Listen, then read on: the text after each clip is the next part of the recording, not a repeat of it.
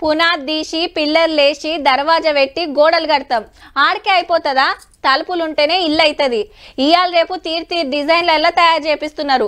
పెద్ద పెద్ద దర్వాజాలు పెట్టి బందోబస్తు తలుపులు పెడుతున్నారు. దేవుళ్ళు, శిల్పాలు, తీరొక్క పూలు ఇట్లా మస్తు డిజైన్లు చెక్కుతున్నారు. తలుపులతోటి ఇంటికే అందం రావాలని లక్షలు లక్షలు ఖర్చు పెడుతున్నారు. పబ్లిక్ ఉండే ఇండ్లకే ఇట్లుంటే ఇక గుళ్ళకాడ ఇంకెట్లుండాలే?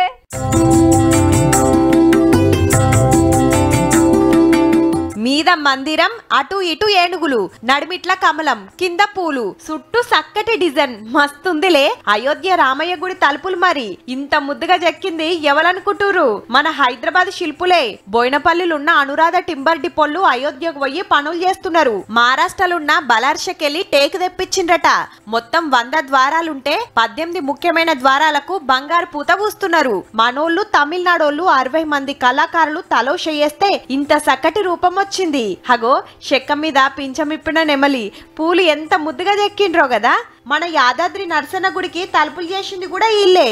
మందిరం ఎలా ఉండబోతుంది అనే మోడల్ని వుడ్లో తయారు చేయమని చంపత్రాయ్ గారు ఆదేశించారు. ఆ ప్రకారం మేము వుడ్లో మోడల్ తయారు చేసుకొని మనోళ్ళ పనితనానికి ఫిదా అయినరట గుడోళ్ళు. పెద్ద పెద్ద కంపెనీలు పోటీ పడ్డా ఈ భాగ్యం మన భాగ్యనగరం పనిమంతులకే దక్కిందన్నట్టు. 8 అడుగులు ఎత్తండి, 12 అడుగులు వెడల్పు గర్భగుడి తలుపు. మిగిలిన తలుపులన్నీ కూడా 8 అడుగులు ఎత్తు, రకరకాల వెడల్పులు ఉన్నాయి. జనవరి 1 నాడు తలుపులు ఫిట్టింగ్ చేస్తే 22 నాడు గుడి ఓపెనింగ్. పెద్ద పండుగ చూడబోతున్నాం. అయోధ్య గుడికి రాళ్ళెత్తిన కూలీలు ఎవరో గాని గుడి తలుపులు చెక్కింది మన హైదరాబాద్ వాళ్ళే అని గొప్పగా చెప్పుకోవచ్చు అన్నట్టు.